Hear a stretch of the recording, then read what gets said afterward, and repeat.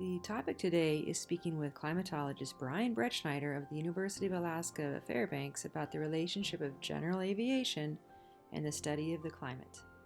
The data that we get from aircraft and that we record at airports is really the linchpin for doing all of our climate studies. And so the two really they share a lot of overlap in their history and then also in their utility.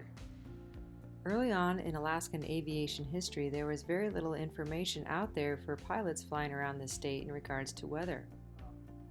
They wanted quality weather information for the safety of pilots, and so they installed weather stations and they contracted with weather observers to record information at the airports.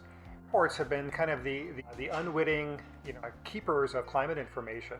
So when you collate a bunch of observations over a long period of time, then all of a sudden it's now climate. And so this incremental collection of data, ostensibly for the safety of pilots, now is our historical record of what's been happening over the last number of decades, not only here in Alaska, but all over the United States.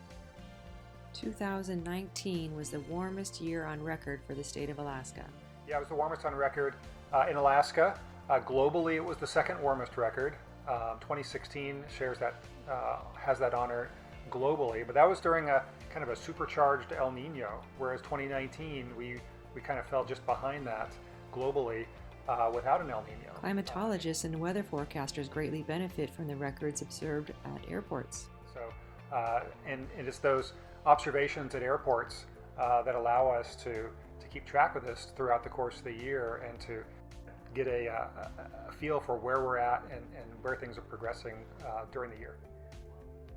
Aerial observations and photography from pilots also contribute to climatologists understanding trends.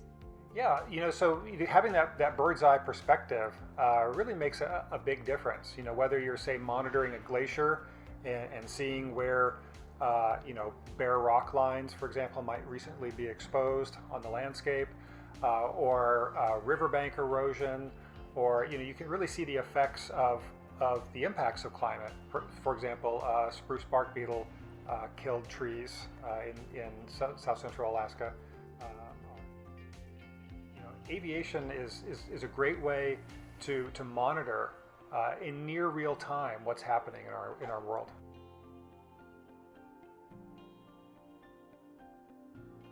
You are listening to Katie Ryder speak with climatologist Brian Brettschneider talk about general aviation's role in studying the climate.